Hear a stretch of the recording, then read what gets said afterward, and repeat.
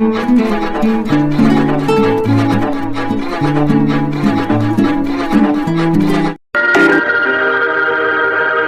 High court से इस वक्त एक बड़ी खबर आ रही है। साल 2018 के छत्तीसगढ़ राज्यसभा चुनाव को लेकर चल रहा कानूनी विवाद अब एक निर्णायक मोड़ पर पहुंच गया है। गुरुवार को कांग्रेस प्रत्याशी लेखराम साहू की ओर से पेश किए गए सभी 9 गवाहों की गवाही पूरी हो गई है।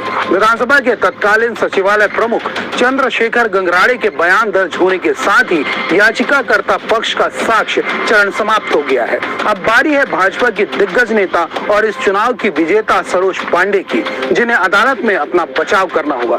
न जानते हैं कि आखिर क्या है पूरा विवाद। मामला मार्च 2018 का है। छत्तीसगढ़ विधानसभा से राज्यसभा की एक खाली सीट के लिए चुनाव हुए थे। भाजपा ने सरोज पांडे को मैदान में उतारा था, जबकि कांग्रेस की ओर से लेखराम साहू प्रत्याशी थे। चुनाव के बाद सरोज पांडे को विजयी घोषित किया गया, लेकिन इस जीत पर शुरू से ही विवादों के बादल मंडरा रहे थे। लेखराम साहू ने इस चुनाव परिणाम को अदालत में चुनौती दी और आरोप लगाया कि यह जीत नियमों की धज्जियां उड़ाकर कांग्रेस की ओर से लेखराम साहू प्रत्याशी थे। चुनाव के बाद सरोज पांडे को विजयी घोषित किया गया, लेकिन इस जीत पर शुरू से ही विवादों के बादल मंडरा रहे थे। लेखराम साहू ने इस चुनाव परिणाम को अदालत में चुनौती दी और आरोप लगाया कि यह जीत नियमों की धज्जियां उड़ाकर हासिल की गई है। लेखराम साहू की याचिका में 2 मुख्य आधार हैं। पहला, सरोज पांडे के नामांकन पत्र और शपथ पत्र में दी गई जानकारी।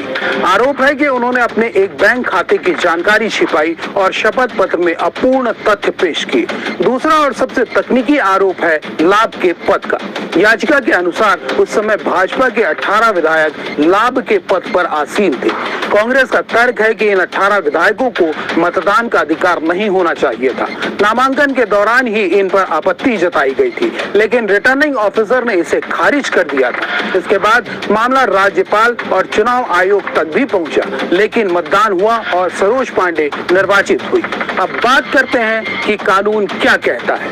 सवाल यह उठता है कि यदि अदालत में ये आरोप सिद्ध हो जाते हैं तो क्या होगा।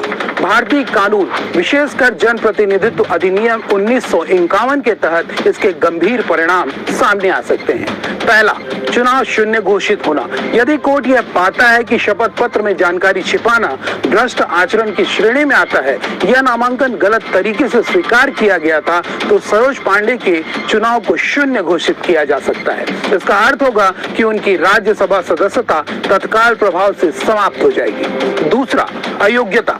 धारा 8A के तहत यदि किसी प्रत्याशी को जानबूझकर जानकारी छिपाने या चुनावी कदाचार का दोषी पाया जाता है, तो उन्हें भविष्य में चुनाव लड़ने से भी एक निश्चित अवधि के लिए अयोग्य ठहराया जा सकता है। और तीसरा, आपराधिक कार्रवाई।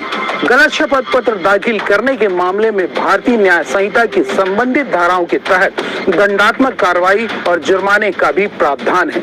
यदि 18 विधायकों का मतदान अवैध पाया गया और यह साबित हुआ कि उनके वोटों के बिना चुनाव परिणाम बदल जाता, तो पूरी चुनाव प्रक्रिया को रद्द कर दोबारा चुनाव कराने के आदेश दिए जा सकते हैं। फिलहाल गेंद सरोज पांडे के पाले में है। उनके वकीलों ने अदालत से अपना पक्ष और गवाह पेश करने के लिए 2 सप्ताह का समय मांगा है।